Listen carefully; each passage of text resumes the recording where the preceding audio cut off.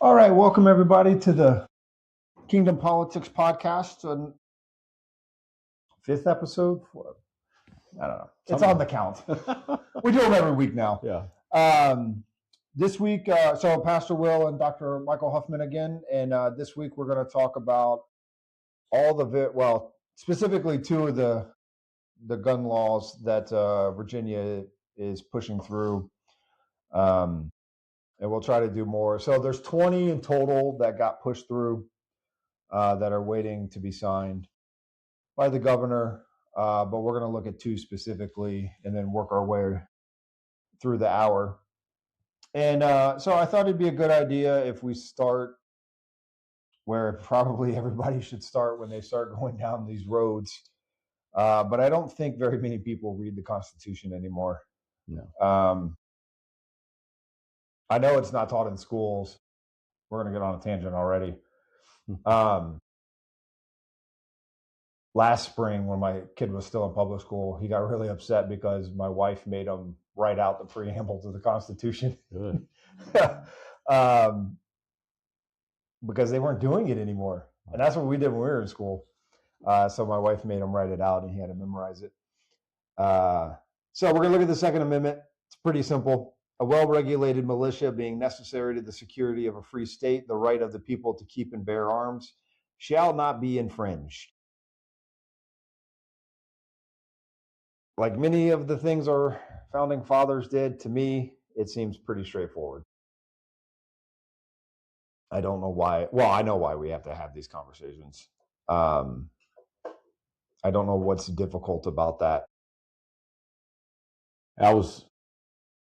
It's incredible. I remember, I'm not going to say what television show it was because I'll tell my age, but but there were two people in this scene that got into an argument about the right to own a gun. And the one person quoted the Second Amendment, and the other person says, well, you need to look at that. It's talking about a militia. It's not talking about the people. And when I was in a committee debating one of these bills we're going to be looking at this evening, I had an anti-gun guy come up to me after the committee meeting, and Will, I had been in that committee meeting for 4 hours. I was ready to go home. I didn't need to debate with an anti-constitutionalist. But he caught me, and he went to this. He made the same argument that the Second Amendment is talking about a militia. Yeah. So, quite honestly, what did the founding fathers mean by that language? Because you and I, we are originalists. Yeah. And does our faith help us that and that? Yeah, because we interpret the Bible the way the original author meant to the original audience at the original time. And we have the same mentality about the Constitution. You and I don't believe it's a living document. It means it doesn't morph. It doesn't have a different interpretation in 2026 than it had in 1786. So what did the founding fathers mean when they talked about a well-regulated militia being necessary to the security of a free state? Of course, this amendment was ratified in 1791 as part of the Bill of Rights. And it was in the context of course, their recent experience with British rule. And because the founding fathers had a real fear of central government, and they had that fear because of England. And they had a fundamental distrust of authority of government. That's why they put term limits on the president. Yeah. I wish they would put term limits on the Congress and the Senate, and I wish they would put term limits on judges, because the only way you can get a judge out is the criteria that the founding fathers set for the judges was Right. Good behavior. Yeah. As long as they act good, you can't impeach them. So I wish they'd have put term limits on all those guys, but they had a fundamental distrust. And they drew on England common law tradition, colonial practices, and state constitutions. But they believed in the importance of an armed citizenship, armed citizens. Yeah. for the collective defense of against tyranny, like you and I were talking about before we went on air. Yeah. And the founding fathers really defined militia as the body of the people. Militia could be synonymous with people. So a well-regulated people, you could interpret it this way: a well-regulated people being necessary to the security of a free state, and the rights of those people to keep and bear arms. You could translate the Second Amendment in our language today just like that. Yeah, I think a lot of it is we've gone from seeing that absolute power corrupts absolutely, right? Mm-hmm. We've gone from that to now we lean on the state for a lot. Mm-hmm. Yeah, I agree. I'm a strict.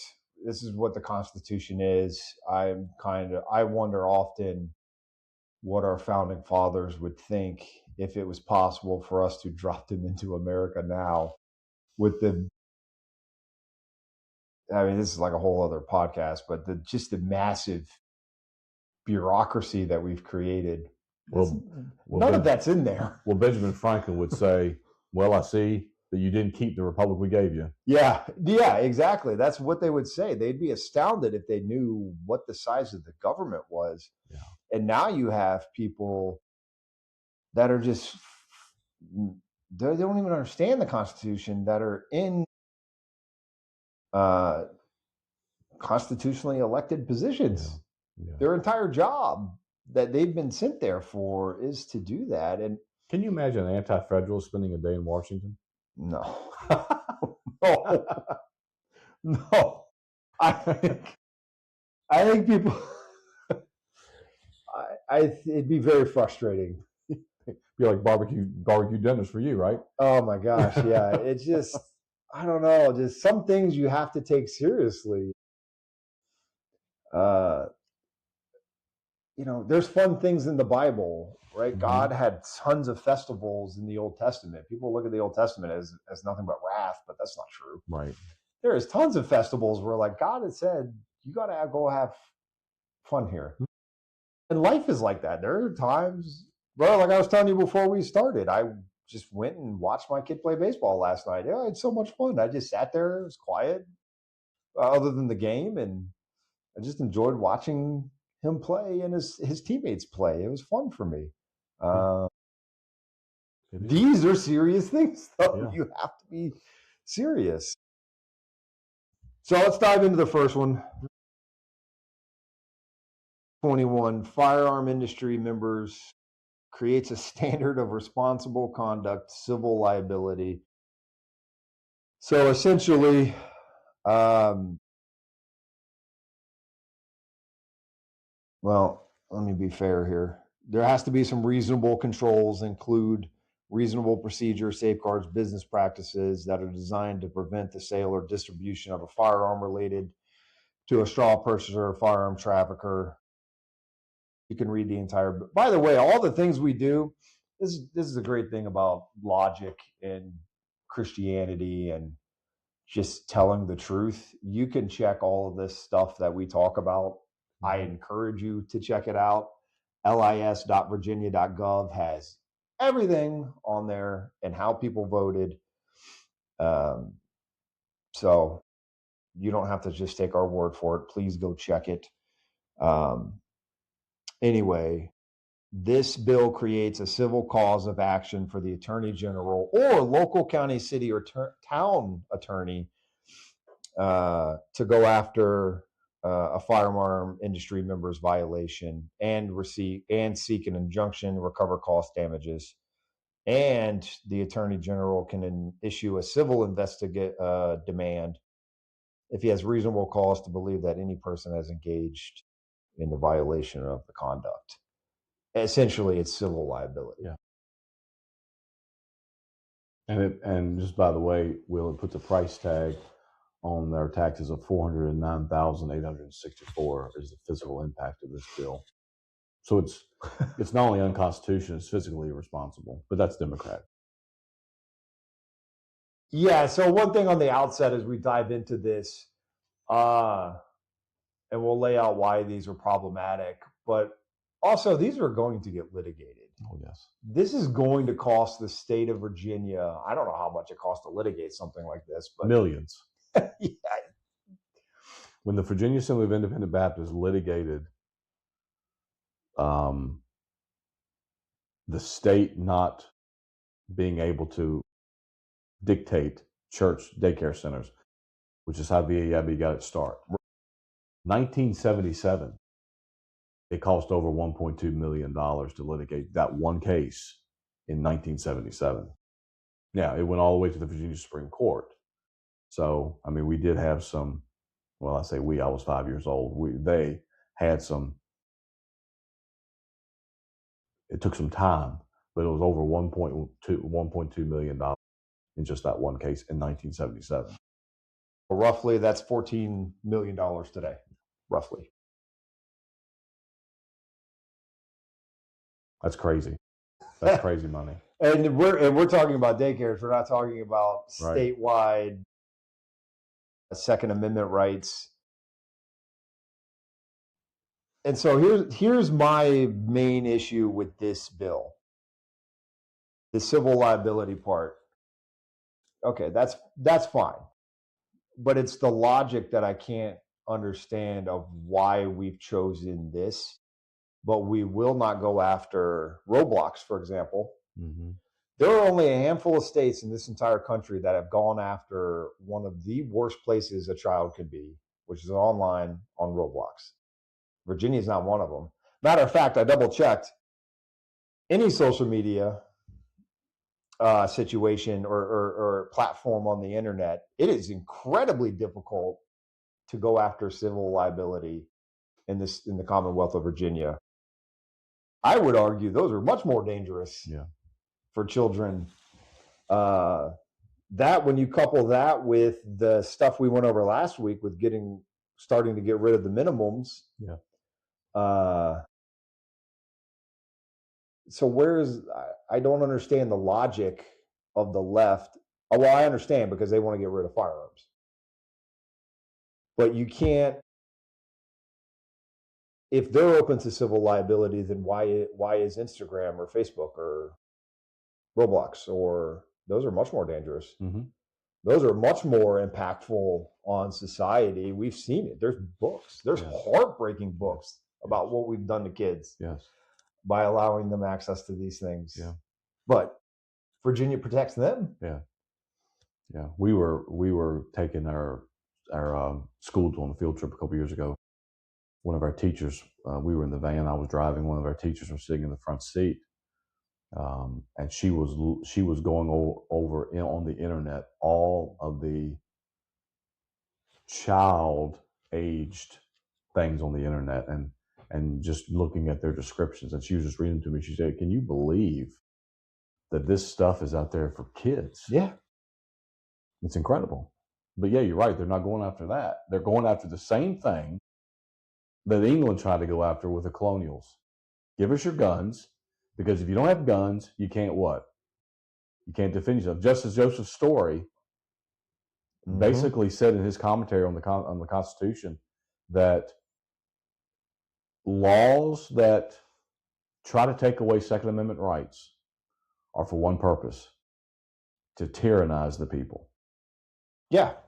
And I think that's what people, because it's so sometimes in history, like if you look at communist China, that was a bloody revolution. It happened right before World War II. That was obviously pretty bloody. Mm-hmm. Soviets, another bloody one. Mm-hmm. But a lot of times it happens over time. Yeah.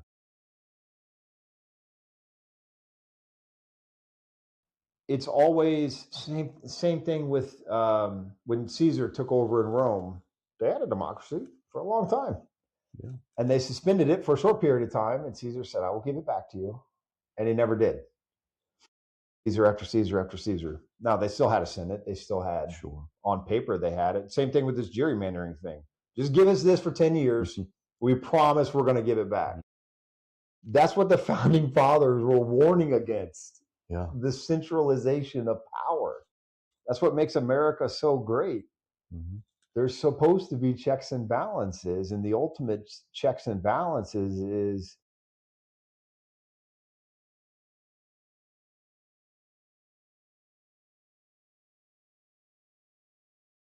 and this bill will allow, and here's the kicker. This bill will allow, you talk about civil penalties, civil liabilities. This bill will allow the victim's family to sue the gun manufacturer because of how a third party used the product. Yeah, that's the part I'm glad you brought up because, well, first off, an easy argument is, well, more children, probably adults, I didn't look that one up, die in automobile accidents than gun violence. It probably is true for adults, but to be fair to what I said earlier about checking everything, I didn't look that one up. But you can't sue Ford. Right. Or whatever you drive. I drive a Kia. I can't sue Kia, if I get in a car wreck. But if somebody gets in their Kia and runs you over and kills you, your family can't sue Kia. Kia is not responsible for how a third party chose to use their product. And it shows the disingenuous, like, what are we even doing? We're kind of wasting our time because it's not getting to the root. Like, what they'll tell you on the surface is, well, we've got to stop these mass shootings. I agree. It is terrifying to send your kid to school now. But this isn't the answer. No. It is never the answer because it never gets to the root of what the problem is. Right. Ever. No, you're right. I mean, the root of the problem, you and I both know, is a heart away from Jesus Christ. Yeah. That's the root of the problem. So you're not going to fix any of these things by your laws.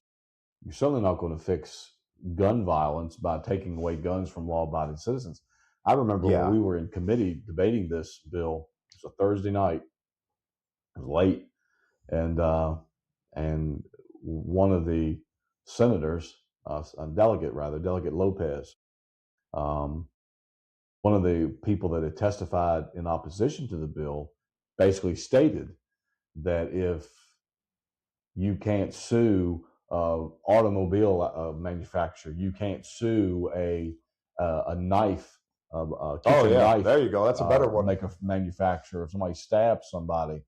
So why are you creating a bill that are going to hold gun manufacturers liable for the way a third party uses it? And she sat down, and Delegate Lopez was clicking away on his computer and said, well, Samsung is being sued for their phones overheating and burning people's hands. Oh, I remember that. Okay. I'm sitting there and I'm thinking, okay, well, that is a product defect. Yeah, it's totally separate. What you're talking about doing by this bill, HB21, is suing Samsung if somebody took their Samsung and knocked somebody over top of the head with it and killed them. Yeah. That's what this bill's talking about. Not Samsung made a defective product or something's wrong with their battery. That's manufacturer defect and third-party irresponsibility are two separate issues. But see, the Democrats will, in Senate and then the House, have to come up with these ridiculous illustrations because what they want is they want gun manufacturing and distribution stopped in the Commonwealth of Virginia. Because if Smith & Wesson, for example, or Beretta are afraid that they're going to get sued, then they'll stop manufacturing guns in Virginia. Oh, yeah. And then all of your gun distribute because HB21 will only allows civil liability against the manufacturer, but also against the distributor.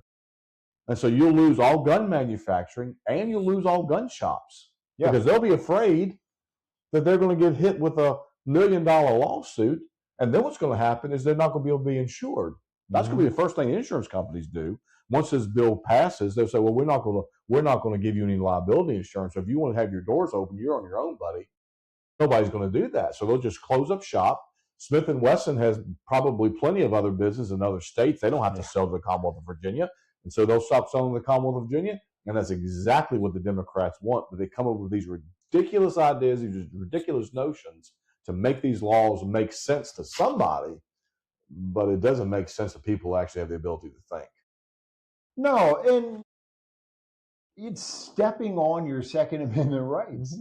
You don't have to. This notion, oh man, it drives me nuts. You don't have to agree with everything in the Constitution. Right. You don't have to. There are provisions in there to change it. The founding fathers set that up. Then do it correctly.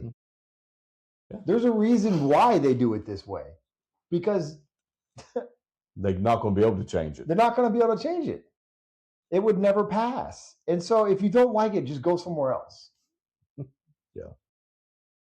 Yeah.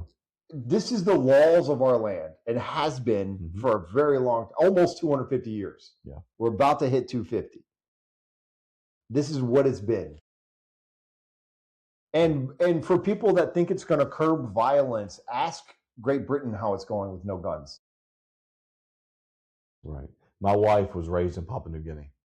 Her mom and dad are missionaries. And of course, as in most foreign countries, Americans aren't allowed to bring firearms into the country. Sure. That's the way it is.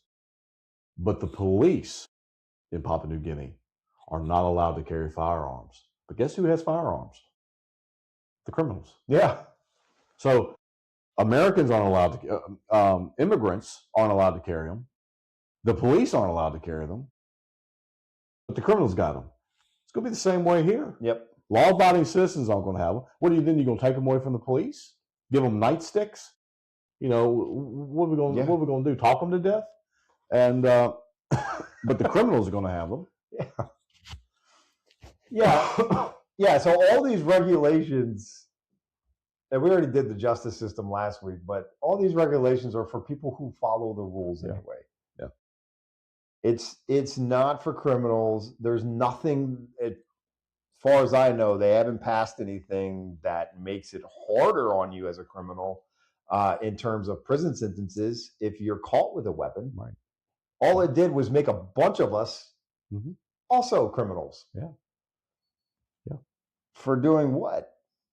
We're talking about hunters. I don't really hunt. I went once last year. I'll probably go more this year. But I'm not like a huge hunter. But I've been trained. I know what I'm doing. We have a firearm in our house because I have a wife and child. Absolutely. It's safe. My wife knows how to shoot. I have taught her how to shoot. She knows how to handle it safely. I've taught her friends how to shoot. I've taught a bunch of people how to shoot. No one's saying not to have safety standards. No one is saying, well, I don't know. I think everybody should be able to own whatever they want. Yeah, founding fathers did as well. So they crack down with these things. And again, it just doesn't make logical sense. You're holding one industry civic liability. Where I went in a deep dive years ago. I guess it was 2 years ago. I went in a deep dive of this whole, what's the medicine? The heroin. Oh, fentanyl? Oh, no. The pharmaceuticals. Oh my gosh, the pain medicine you can take. It's basically the same as heroin. Oxy, yes, thank you. Nothing happened. Right. I mean, yes, they got fined some billions of dollars, but they made so much money that they didn't care. They just paid their fine. And that family, the Sackler family, they just opened up a new pharmaceutical company 2 months ago. No penalties, essentially. Right. If you're printing money like they were, then they can give some away. Yeah. You can't do that in Virginia. You can't hold pharmaceuticals what's a bigger problem than gun violence? Drug epidemic. Yeah. But again, they put in drug laws, but who cares? Yeah. Because it doesn't fix the root of it. It doesn't fix the root of gun violence. No. And the thing about this bill is it talks about a public nuance or a nuisance. It talks about what a firearm related, but it really doesn't. Okay, it says that it basically says that if a firearm manufacturer participates in a public nuisance, which basically is synonymous with irresponsible conduct, right, then he could be held civilly responsible. But the problem with the bill, among other things, is it doesn't really define what that irresponsible conduct is. So who defines that? Yeah. And when is it defined? And if a gun manufacturer is sued after the fact, well, that's like telling me the rules after I've already violated them according to you, because the bill is vacant on what this irresponsible conduct is, what this public nuisance is. Of course, they say that a public nuisance, in its definitions of the bill, it says that the public nuisance is a condition that injures, endangers, or threatens to injure or endanger the public. Yeah. Okay, so what causes that? Doesn't say. So if you want a gun manufacturer to act responsibly, and you want to create laws about a gun manufacturer acting responsibly, then tell them what it means to act responsibly. It's like expecting our kids to act a certain way, but never teaching them how to act that way. It's like our congregations expecting them to live biblically, but never telling them how the Bible expects them to live. Okay? You would expect gun manufacturers and gun distributors to act responsibly, but your bill never tells them what acting responsibly, never defines what irresponsible conduct is. So we'll just let you know what it was if, in our interpretation, you did that. Yeah, so they can move the goalposts. Yeah. Oh, yeah. If there's no standard, yeah, good way to put it, Will. Yeah. If there's no standard, that's the easiest way to keep moving it back. Yeah, because let's assume that a gun manufacturer is going to go, okay, well, I'll play by these rules. It's fine. I'll play. And if they do everything according to the letter of this law and the other ones, and they're still selling weapons, then they can just move the goalposts. Yeah. Okay, well, thanks, you did that one, but now we're going to make it harder because we left it wide open. It's like when my son was a toddler, he used to make up games for us to play, and he always changed the rules like halfway through the game because he wanted to ensure a win, which is admirable for a toddler. But we're talking about adults that should be making laws. Talking about adults that are acting like toddlers. Yeah. So they write these so that in order to secure a win at some point, even if it's not right this second, it will be afterwards because they'll just move the goalpost and go, okay, well, really what we meant though was this, whatever it is.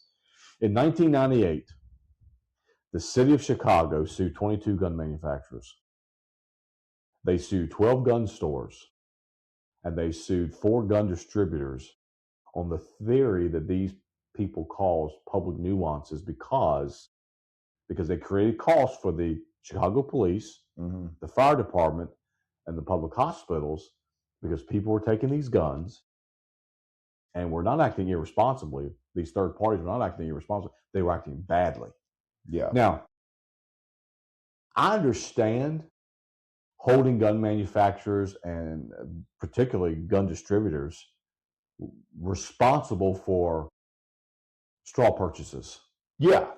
Okay. For the audience, a straw purchase is basically if I go into you own a gun store, I go into the gun store in order to buy a gun for a person that I know is not legally able to have one. Right.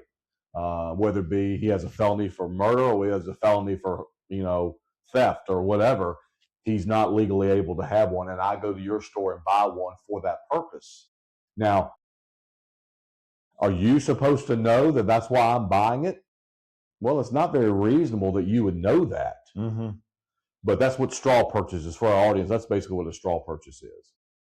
Yeah, nobody's against things like background checks. No. You should have a background check if you're going to buy a firearm. A firearm is a very serious. We've got Republicans in the House in Richmond who are who are all for what we call constitutional carry. Yeah. No background check. You carry because the Second Amendment says you can. But again, okay, if you don't have anything to hide, run a background check on me. I don't care. Yeah.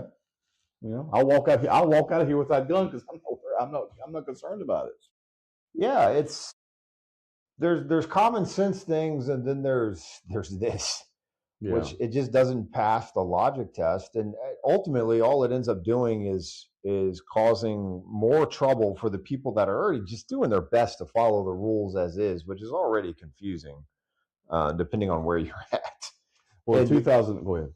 Oh, I was just going to say, in the common, we have rural areas where, I mean, I was out at the Northern Neck last weekend speaking, and there's nothing out there. Right. It was a beautiful drive, don't get me wrong, but man, you just cruise. Yeah. Or like where I grew up, like in Bedford, there's not much there. No, it's beautiful, but there's just not much there. And then you can go to Fairfax or wherever, or Richmond, and it's a big, gigantic city, and so it's already kind of difficult to understand what you're doing to begin with. Yeah. In 2005, Congress saw the problem. In 2005, Congress passed what's called the Protection of Lawful Commerce in Arms Act, PLCAA. That's the Protection of Law Commerce in Arms Act. And basically what it was to by and large give gun manufacturers and gun distributors immunity from prosecution, or civil lawsuits unless they meet what is called a predicate exemption. There's two in the law, in the PLCAA. There's two standards that are called the predicate exception. Number one, the defendant, who would be the gun manufacturer, the defendant knowingly violated federal or state statute regulating the production and the marketing of that firearm. That takes us back to the was it Soto v. Bushmaster? Yeah, from the Sandy Hook shooting. They claimed that Bushmaster marketed that gun in an irresponsible way to feed on the military interests of the young man that did the shooting, and marketed the gun as a military grade gun that could kill people. Right. That's what the plaintiffs said. And Bushmaster actually had to settle for I think it's upwards of $73 million or better, that they actually had to settle to all the victims of that Sandy Hook tragedy. And nobody, Will, you and I, nobody's downplaying that tragedy. No, not at all. If, in fact, Bushmaster marketed that weapon as a military-grade weapon to kill people, then yeah, did they violate federal and state statute of marketing? Yeah, or did they exercise their free speech? See, the argument can go both ways. Yeah. But the PCLAA law that was passed by Congress in 2005 state that the predicate exception of a gun manufacturer distributor being able to be civilly sued is if they knowingly violated a federal or state statute. I don't believe that in that case that it could be proven that they had no way of knowing that a young man out here watching television or looking at the ad in the magazine who dreamt from a young boy being in the Army, that he was going to take their advertisement and use that advertisement as a ploy to kill people. There's no way that they could prove that the defendant, which was Bushmaster, knowingly knew that information. So, but the first basis of the predicate exception of the PCLAA law says that the defendant had to knowingly violate federal or state statute on marketing and manufacturing. Two thing that had to be proved is that the defendant's violation, Bushmaster or Remington or whoever it is, their violation was the approximate cause of the plaintiff's injury, okay? Because Bushmaster marketed that gun in such a way that they did, that caused these young people to be killed. Well, the problem with that is we're not holding the true person responsible. The true person responsible is the one that pulled the trigger. Yeah.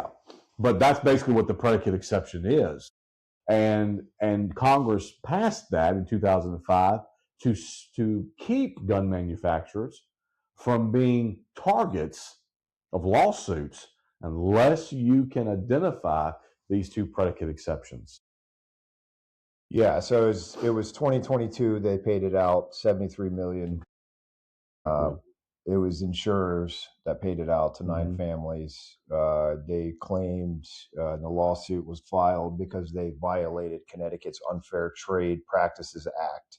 And then it's exactly like you said, by targeting younger, vulnerable males through violent military-themed ads. Yeah. And I mean, this is where, again, it's what's the root of the problem, though.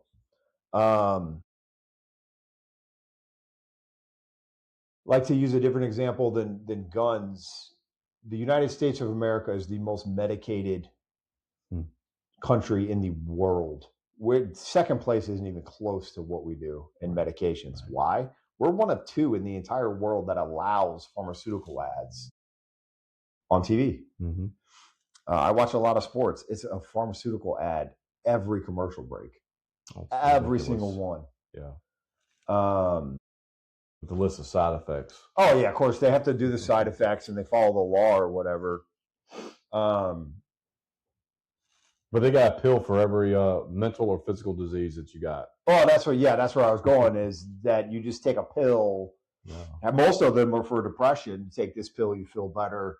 And I'm not saying you get cancer, but you won't be depressed. Yeah. Until you get cancer. Yeah. And so the marketing part, or targeting vulnerable kids, or holding gun manufacturers liable, it's not the root of the problem, though. Yeah. It's not the root of what these shooters are doing. It's the vehicle in which they're using to execute whatever twisted situation is going on in their head. But again, where does it begin? Where it's super obvious. They all start on, well, not all, because in recent history, it's all on the internet. Yeah. Kids are allowed to go to these really dark, demonic places on the internet where they're radicalized. Most of the shooters recently, and that probably is not going to be super popular to say, it's just facts, they're all transgender. What's that medicine doing to people?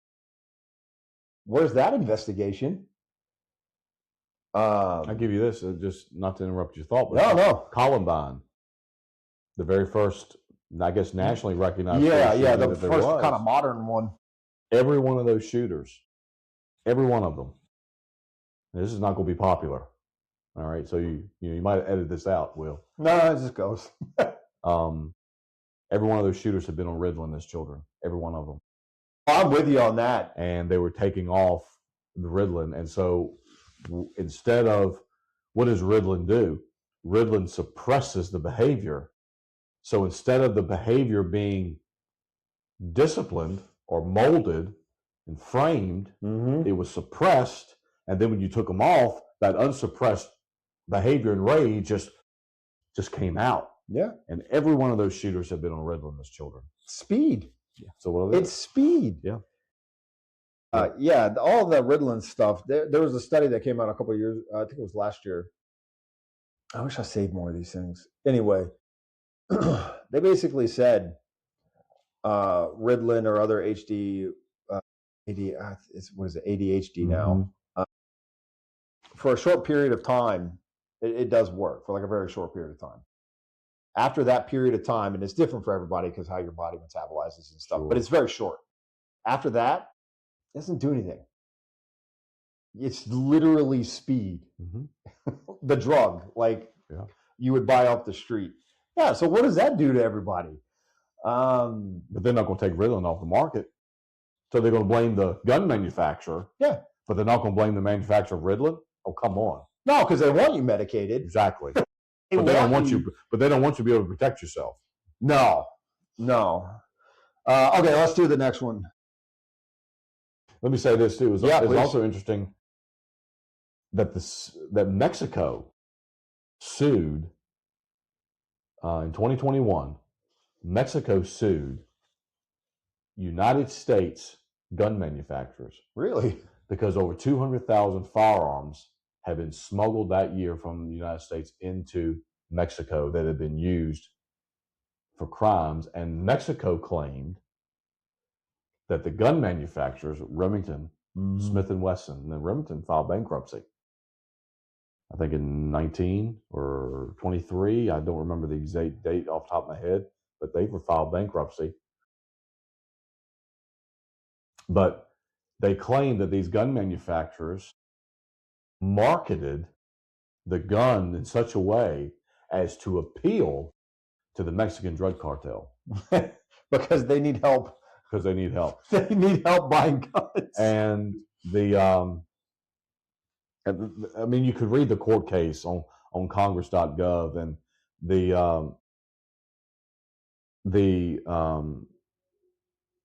let's see what's I'm trying to think. In September of 22, the federal district court granted the defendant's motion to dismiss based on the PLCAA. Yeah, that you can't prove that our marketing targeted Mexican drug. Well, that's just ridiculous. Okay, so the federal district court granted in September 30th, I think it was 2022. They granted the defendant's motion for dismissal. In December, of course, the liberals do what the liberals do. They immediately file an appeal. Yeah, and in December of 2022, the United States Court of Appeals overruled that district's ruling, saying that it does meet the predicate exception, because they did target the drug cartels. They did market it in such ways to do that. And then the Supreme Court in June of 2025, just a few months ago, almost a year ago now, I guess. 2025 doesn't seem like that long ago, but man, we're almost halfway through 2026. It's just a couple of months. That's crazy. In June 5th of 2025, the United States Supreme Court unanimously, even Justice Jackson, who was appointed by Biden, even she came along and said, you don't meet this standard, guys. Right. And she's probably about as anti-gun as any of the other ones as any of the other the other four would be. And even she came along and said, no, you guys, you don't meet the criteria for that. And in fact, she said that Mexico, quote, Mexico does not tether its claims to alleged statutory breaches. In other words, you guys can't claim this. Yeah. I did not know that. That's funny. Mexico tried to sue the United States gun manufacturers. Did you find out when Remington filed bankruptcy? Yeah.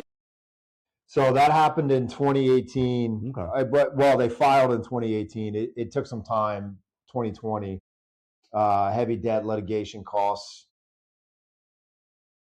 And so it got split up in 2020. Remington got split up into two different divisions after that. So it wasn't a protection bankruptcy. It was a full dissolvement of liability type of bankruptcy. Yeah, Chapter 13 or not Chapter 7. Okay. No, it was Chapter 11. Chapter 11. Okay. Sorry, let me be clear. It started in 2018, and then they had to do it again in 2020 because the company couldn't manage its debt. Okay. Because here's what the interesting part is. In fact, that case with the United States v. Mexico, or the Mexico v. the gun manufacturers, Justice Thomas said this, and this is very telling. He said that the predicate exception requires more than an allegation, but it requires, quote, here's his quote from his concurring opinion. It requires a minimum of, quote, finding of guilt or liability in an adjudication regarding the predicate violation. In other words, he's saying you can't just say that they targeted the Mexican cartel. You gotta be able to prove that. Yeah. Okay, show us by Remington's or Smith & Wesson's advertisement that they targeted the Mexican cartel with their semi-automatic weapons, because that was their weapon of choice. So you just can't say that that's the case. You got to prove it. It's like when you're in a theological debate and somebody disagrees with you, and you say, and the person says, "Well, you're wrong." Okay, well then, how am I wrong? Yeah. And why? You're just wrong. Same way here. It was a line that Steve Jobs, one of his old girlfriends that he had his daughter with, said to him, "Things don't become true just because you say that they're true." And it's the same way with this predicate exception. The predicate exception doesn't become true just because Delegate Helmer or Delegate Lopez says that it's that way. Just like Clarence Thomas said, you've got to be able to find guilt, find liability while you're adjudicating this. Regarding this predicate violation, you just can't say that they violated. You got to be able to prove it. You guys can't do that. Yeah, and that's the tactic of the left for basically everything. Yeah. Is they just throw allegations out there and there's nothing behind it. No. I remember one time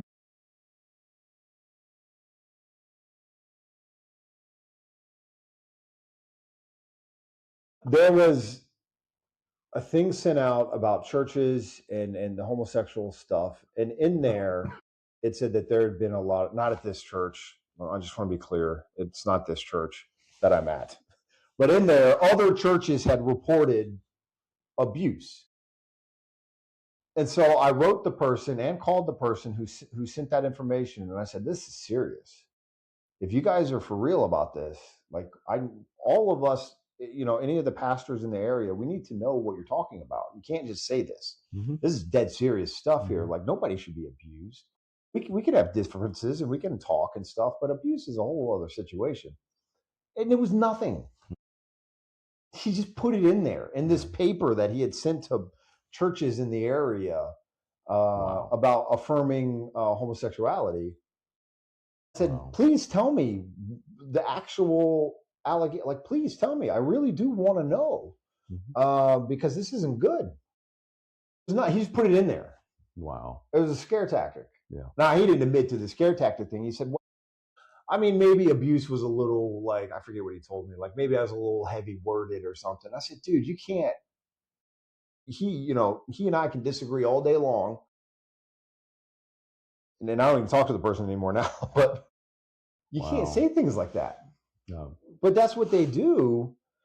And same thing with that's what the marketing part will be in Virginia is, well, you're marketing this to, whatever it is, or it's like the transgender stuff. If you don't affirm it, if you don't say exactly the words they want you to say, then you're just hateful. Mm-hmm. Mm-hmm. No, I don't got time to hate people. Right. I'm too busy. Too much effort. No, it's too much effort to hate people. I don't hate anybody. That's crazy. But that's what they'll tell you. Why? Because there's no substance to it. And it's the same thing with these gun laws. They will just put these out here, and because they have such a majority, it's just one giant echo chamber for them. Yeah. And so they'll just pass it. And then whatever the consequences are afterwards are the consequences in terms of whatever litigation the Second Amendment guys are going to have a field day in this Commonwealth. That's the frustrating part, because when you sat in committee with me that one day, when we go into the typical committee, you've got the delegates or the legislators at their chairs. Then right in front of them, you've got staff, and then usually to the right, and then as you're facing. And then you've got counsel. Yeah. Okay. I want our listeners and our viewers to understand the delegates and the senators, they don't write these bills. Most of them don't have the capacity, the legal mind. Some of them do. Yeah. Most of them don't, especially if you got D behind your name, don't have the mental capacity to be able to write these bills. They don't have the understanding of the law. So they send them, so they get the idea. They send them to the fourth floor, which is the Division of Legislative Services. They write the bill in accordance with the Constitution. And then they send it back, and then the patrons it. And I'm sitting there sometimes, Will, in committee, especially with this stuff. I'm sitting there in committee, and I'm listening. And, of course, most of the time, the lawyers, I got socks older than them. They're too young to have ever practiced law. I don't even know that they're a member of the bar. Or do you just have the capability of running the Constitution through AI and coming up with a conclusion? Yeah. Is that why you've got this job? Are you a real lawyer? I can tell because you don't look any older than 25. You've never practiced law. You probably just got out of a University of Virginia School of Law and got yourself a job, or JMU, or just got yourself a job with General Assembly. And I'm sitting there sometimes and I'm thinking to myself, Bill, how in the world can you, as a lawyer, giving you the benefit of the doubt that they actually are lawyers, how can you, as a lawyer, write something like this when it is a clear violation? It's not going to stand up against the scrutiny of the PLCAA that Congress passed back in 2005, because the Supreme Court said in that same case back in June of last year that the PLCAA was enacted to, quote, halt a fury of lawsuits attempting to make gun manufacturers pay for the downstream harms resulting from the misuse of their products, end quote. That's why we got it. And I'm sitting there and I'm listening to this stuff and I say, how can you let this bill even come onto the floor? Because it violates not only the Second Amendment, it's not going to meet this. Most of these things are not going to meet the standard of the PLCAA standard of the law. But how? And I want to look at these lawyers and say, where did you get this? Where did you get that this was constitutional? I mean, I understand you got a job to do. You don't work for that delegate. You don't work for that senator. You work for the Commonwealth of Virginia. So write a law, and if it's unconstitutional, tell the patron, this is not constitutional. We can't write this. This is going to be litigated. But the problem is, well, they don't care. No. Like you said a few moments ago, they don't care that it's going to cost taxpayers millions upon millions of dollars to litigate this. Poor law-abiding citizens unfortunately, it's going to require them being dragged into court. Yep, exactly. In order to litigate this, because court says you got to have standing. Yep. And, some people call it jurisdiction, same thing. And, well, not exactly, but almost. But, and they don't care. No. They just go back to their district. I got this passed, this passed, this passed, and this passed. Yeah, it's the fundamental problem, and it's Republicans, some Republicans as well. Sure. It's like you were saying with the term limits. The founding fathers never dreamed that people would stay there. That's why there's no term limits. They never thought, oh, someone will just do this all the time. Yeah. You were supposed to leave. What was it, FDR? 4 terms? Yeah. You were supposed to go home to your farm or wherever you were from. And they also didn't predict congressmen making $175,000 a year. I mean, the founding fathers, they were citizen legislatures. Yeah. Just, they weren't professional politicians like we've got now. No, now we have professional politicians who could care less about anybody's rights other than their seat at wherever they're at.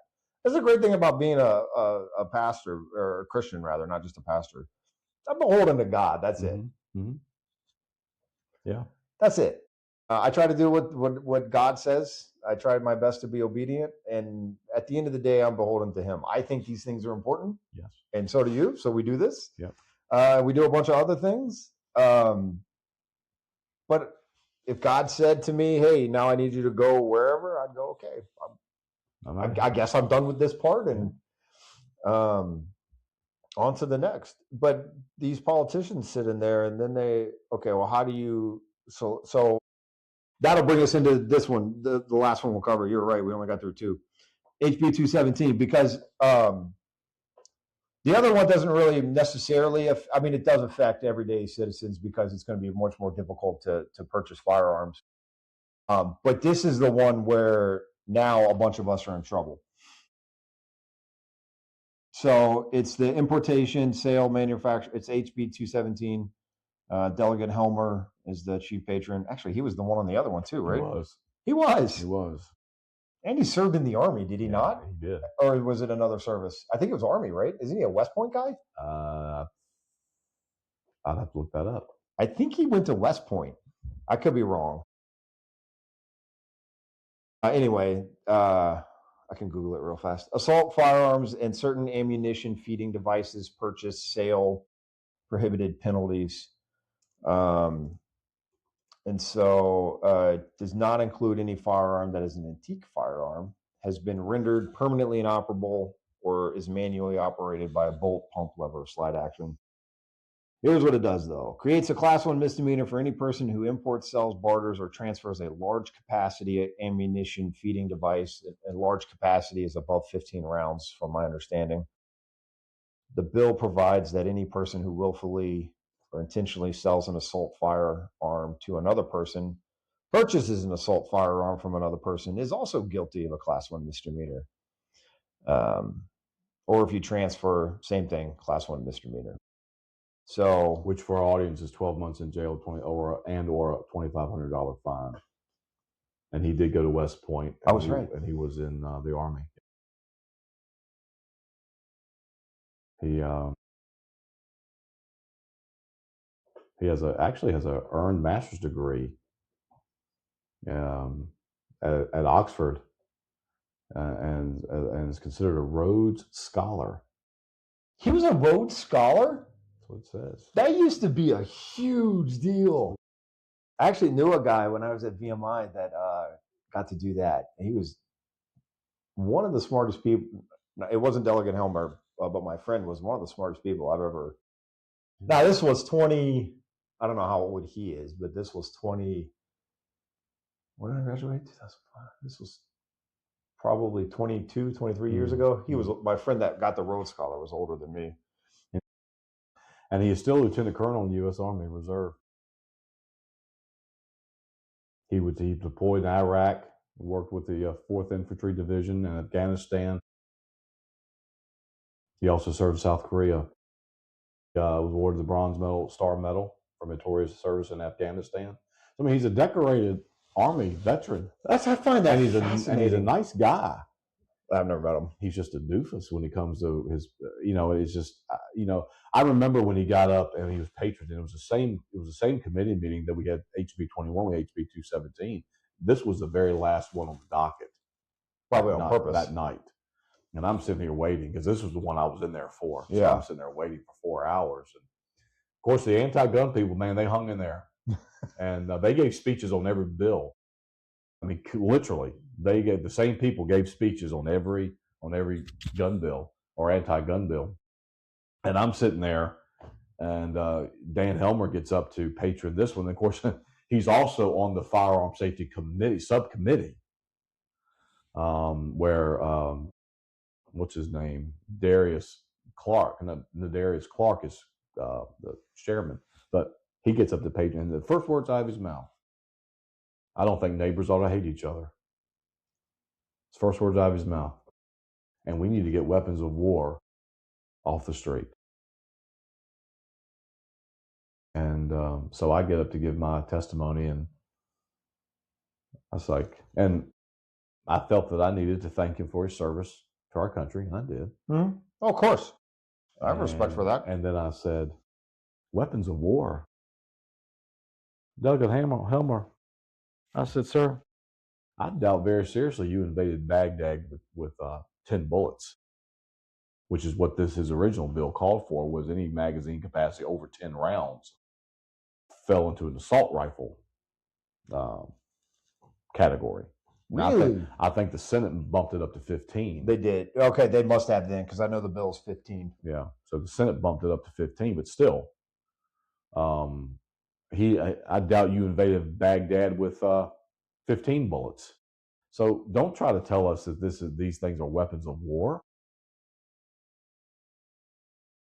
A gun in common use is not a weapon of war. The problem, Will, is it violates the Second Amendment, violates violates New York State Rifle and Pistol Association v. Bruin. Yep, that's what I was going to. Because the Supreme Court came back and said that under Bruin, the key question is whether there is, quote, historical tradition. And I went over all these. In fact, I went over all three tests that this bill fails with Bruin.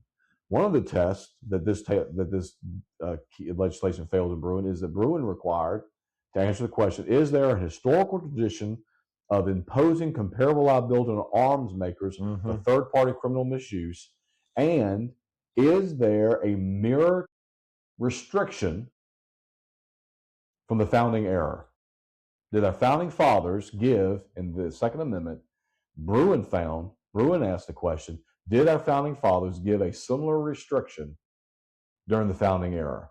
The answer in Bruin was no. And so they said that no gun restriction can be made law unless you can point back and see that the founding fathers restrict that. Yep. And so basically where we're left is that no weapon is restricted. Yeah, it's a Supreme Court case. They make it pretty clear. You can read the entire opinions of the justices. It's not making anything safer. No. It's making everything harder for everyone else that are following the rules.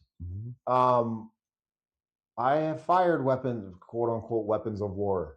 There's a very big difference between firing those weapons and what is in the majority of people's houses. It is a huge difference. And then anything over 15 rounds, again, that's an arbitrary number. How do you get to that? Right. Or I guess the original was 10. Well, then actually that makes it even worse because most handgun magazines are 12 rounds. Yeah. So now you've made basically every that's why they bumped it to 15. Every handgun is illegal. Because you would have made every handgun illegal. And the thing about it is, some are 7. And the thing about it is, Will, the bill is so broad that you don't even have to have the bullets in there for it to be illegal. You just have to be able to hold. Yeah, it's just a magazine. It's just a magazine. It's nothing to do with ammunition. You could walk down the street like Barney Fife and have your bullet in your pocket. But if you've got a magazine that holds 15 rounds or 12 rounds, you're guilty. You're guilty. That could be completely empty. Nothing chambered, nothing in your magazine, but it has the capability. Yeah. This is just how ridiculous this stuff is. Yeah, and so you're right. This is what's going to happen. Someone is going to get in trouble and arrested for this. Lawyers are going to come. Yeah. Whoever that person is, that's the first one, is going to be put through a heck of a time in their life. Because even though they're going to win, it's not like it happens overnight. No.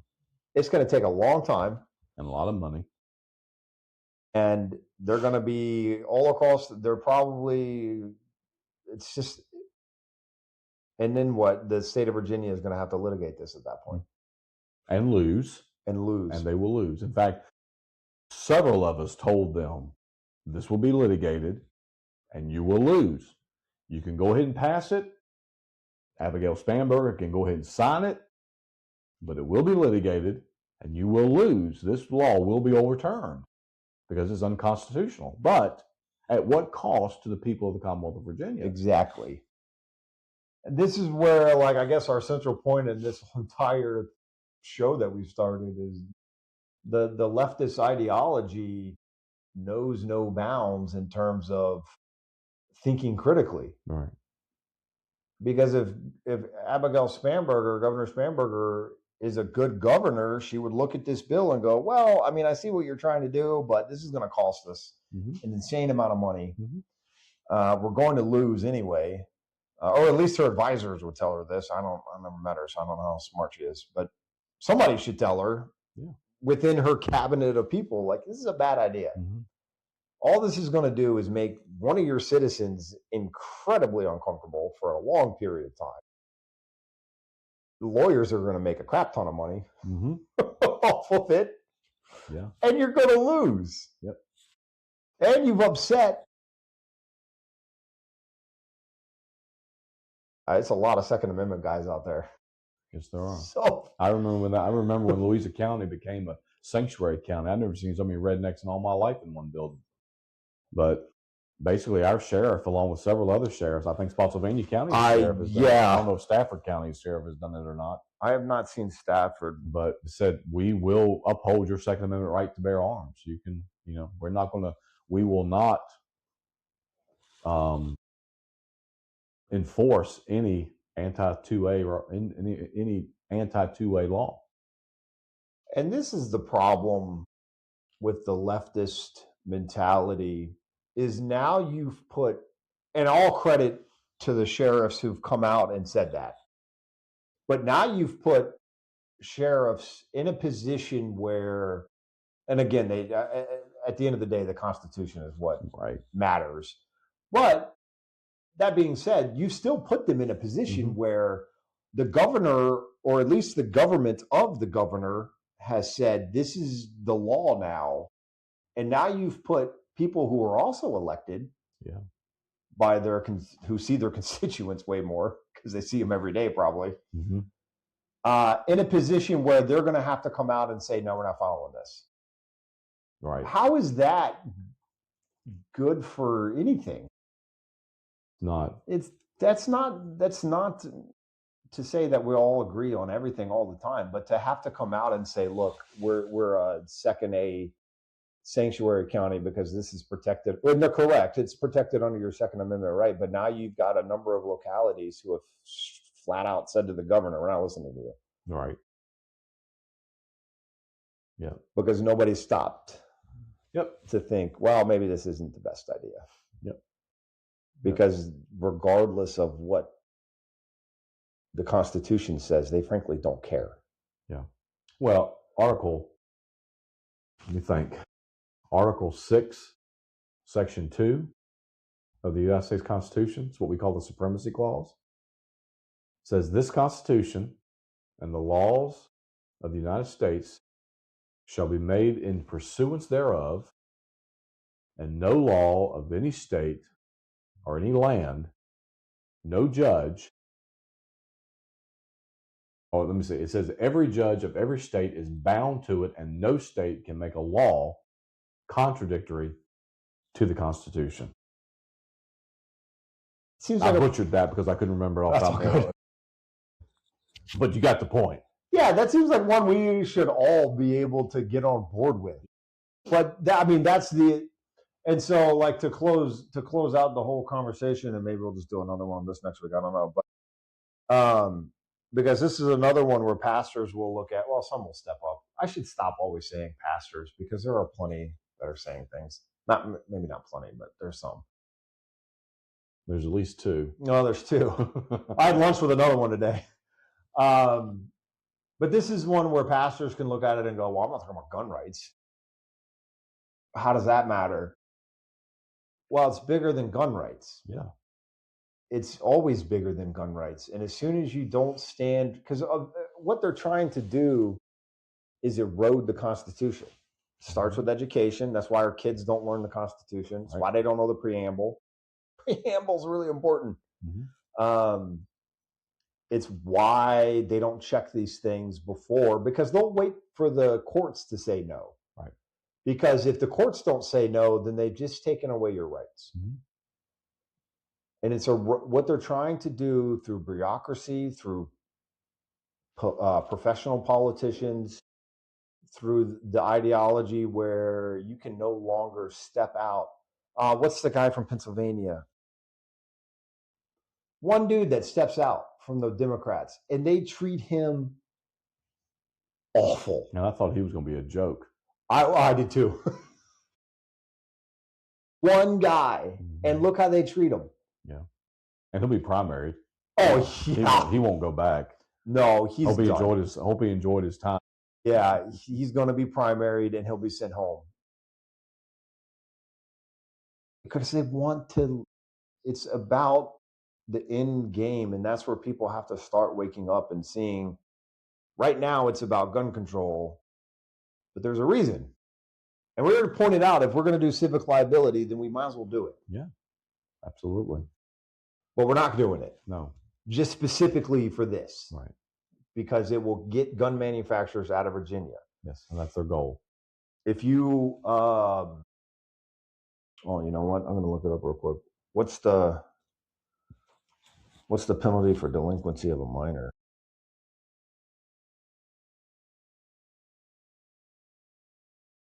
Sorry, I should have thought of this earlier. Oh, class 1 misdemeanor.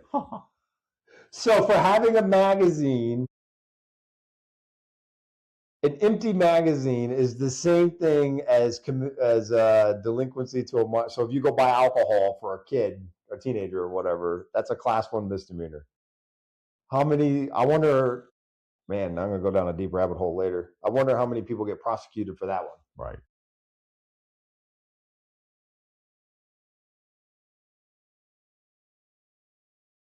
Yeah, 12 months in jail, $2,500 fine. Same exact penalty for carrying around an empty 30 mag. Yeah, that's like I had a kid was expelled from Spotsylvania County Spotsylvania County Schools when he was a senior because his little brother, he drove to school, and I went to the school board and I pled his case because he was a senior. Will, he was a senior. This was spring. He was just a few months off of graduation. Oh my gosh. And his little brother was in his car over the weekend and had a broken BB gun, handheld BB gun, broken. Yeah. And he left it on the floorboard of his car. And a school official walked around the parking lot, saw it. They expelled him a few months before graduation because his little brother left a broken BB gun, handheld BB gun, in the back of his car. That was in Spotsylvania County. Yeah, it's just misguided all the way around. And it never gets to the core issues of what is going on.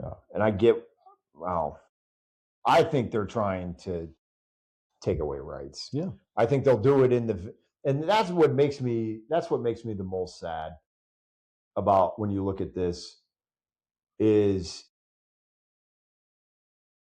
they will use victims for their benefit. Yeah. I see it all the time in the progressive churches. They use these people as tools to push forward their agenda. Yes. And it's so incredibly sad. Yeah. And they do the same thing here with the shootings. They will use and say, well, they won't look at the one that just happened at ODU. They won't look at all the reasons why that happened. Yeah. They'll just use it as a means to an end. Yeah. And they won't actually do anything to fix the problem. Well, Garrett McGuire, whose was patron that we'll talk about his gun bills. He was patron of a couple of them. HB 1524 and 1525. Basically, 1525 states that you can't carry a gun in public, period. It says parks, streets, or any, it actually says, quote, anywhere in nature is what the bill says.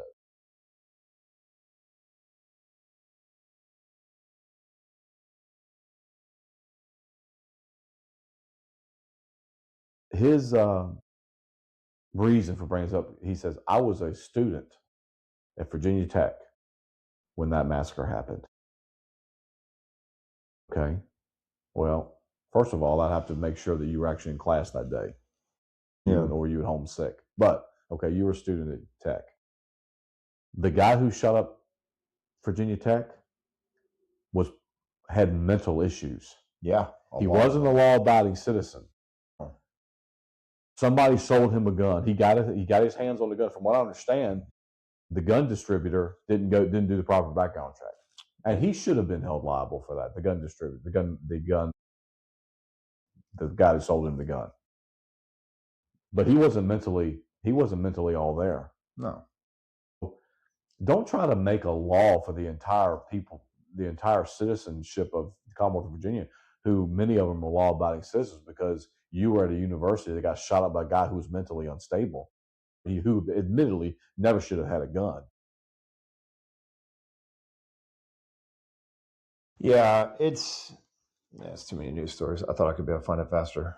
How he got that one? Yeah, it's yeah. They just use these tragedies, but we won't discuss the core issues. No, at all. And the whole time we're trying to disarm our we talked about this last week. The whole time we're trying to disarm our law-abiding citizens, we're trying to remove mandatory minimums for armed robbery. Yeah. Well, that doesn't make any sense. We're trying to remove mandatory minimums for rape, for murder, for felony murder, for sexual misconduct with a minor. We're trying to remove mandatory minimums, but you can't have I know that you went through all the classes. I know you don't have a record. I know you have a concealed weapons permit, but you can't carry that gun anywhere in nature, even with an empty clip. Yeah. Just it's a mind, Romans 1, that God has given them over to a reprobate mind.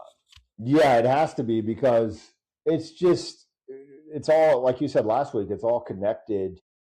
All of this stuff is connected to destruction. That's where we're headed. The Bible is very clear. It's eternity or destruction. Yeah. That's your two choices. And if you're not working toward eternity with the King of Kings, then you're working toward destruction. Yeah. And you look at a citizenship that is unable to defend itself, then what are you left with? Tyranny. You're left. That's it. Tyranny. Just in January, when those people tried to rise up in Iran, there were no weapons. Right. What happened? They got slaughtered. Somebody talked about it for like a week, and that was all you heard about it. Yeah. Nobody talks about it. Nobody talks about, they just spout these great talking points on communism or socialism, and it's all kind of melding into one at this point, but they don't talk about how horrible it is in China. The unemployment rate for 20-something males in China is epically low. Like, they're in trouble. The economy in China is not what it was. That's why Trump can do what he can do right now, because China is really not a place to say much. If they were better economically, we'd probably be having a different discussion about all the stuff Trump's doing, but they can't really. Yeah. They don't have the economy to do it, because a communist economy, this doesn't, long term, it doesn't work. And they've been communist for a while now. And so what do they think is going to happen and that's what, so here's the funny part too. I guess we'll close on this. The same people who will yell and scream about defunding the police also want to take your weapons. But what are we supposed to do? Right? You would almost think that they want chaos. It is easy to get from point A to point B on the chaos, because it is. Can't have both. No. You can't have defund the police, but we're going to take your guns too. Because then what do you have? Chaos. You have chaos. We already have chaos depending on where you live. And somehow the people of the Commonwealth of Virginia have to vote these radicals out. Yeah, that's kind of like where I've been thinking about, is like, what is the long term? Like, this is what it is now for 2 years, 2027. And so I don't think a lot of people dive deep. This is just my personal opinion. I think because of the way that we live with social media and the ease of access to information, I think we've taken for granted the ability to research and to think. So you just get talking points fed to you. It's like, because like I did a whole thing when the thing with Charlie Kirk happened, I did a whole service, and I did have some people, not at this church, but I did have some people afterwards like, well, did you agree with everything? And I'm like, what did you watch? Did you just watch whatever it is, 90 seconds, or I don't know. I do it for this show. I send out clips of us talking, like, I don't know what it is, 30, 90, 60 seconds or whatever. Or did you listen to the entire thing? This is a big difference. Yes. And I think most people are just pretty content to be like, well, guns are bad, so I'm not sure why this is a big deal that we can sue. They won't think like, oh, well, if we do this, why can't we sue these people? Right. Or is this even legal per the Constitution Right. to do? They won't think about that. They'll the magazine, they'll look at it and go, well, yeah, why do you need it? And they won't think like, well, what does the Constitution say? What does the Supreme Court say? And so I think they bank a lot on that. Well, it's like you were saying a few moments ago, if Abigail Spanberger is who she campaigned to be, which we don't believe she is, but if she's who she campaigned to be, then she would look at these gun bills and she would look at Article 6, Section 2 of the Constitution of the Commonwealth of Virginia and say, you know what? These gun bills contradict Article 2 or Article 2 of the Bill of Rights or Bill of Right number 2. Yeah. Article 6 of the Constitution says that no state law can contradict federal law. Veto, and that's my answer why I'm vetoing it, because it contradicts the supreme law of the land, Constitution. Yeah. And that's all the answer she needs to give. Yeah. If it violates federal law, and no state law can contradict federal law. Now, if the federal law hasn't spoken, the 10th Amendment kicks in and goes back to the states. Okay, admittedly, but that's not where we are. Yeah. The federal law has spoken on the ability to right to bear arms. Yeah, it's very clear. And so her explanation of that veto of all 20 of these bills should be the same answer. Very simple. Violates federal law, veto.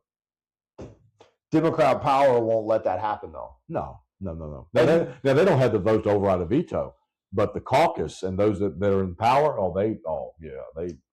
yeah, because she doesn't plan to be governor. No, and she wouldn't after this. No, she plans on higher. Yeah, and she's got to keep those avenues open for the Democrat Party to like her. That's the whole. I know we're going super long on this one. The hilarious thing about the Democrats that cracked me up the most is they are so against rich white men, and I'm not rich. It's literally rich white men telling you what to do. Yeah.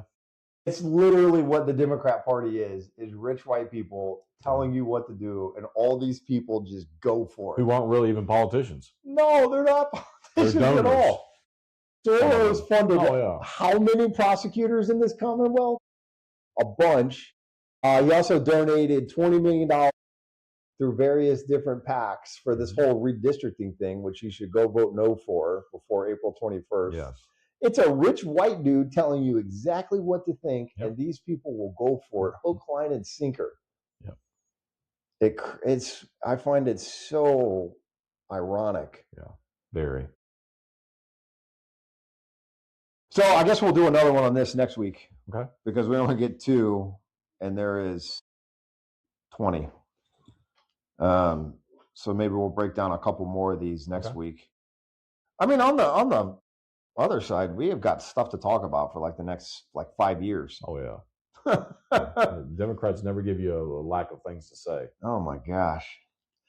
Well, I thank everybody for watching, and you can find the show pretty much everywhere. And if you could subscribe, that would be awesome. And until then, we'll see you next week. Thank you.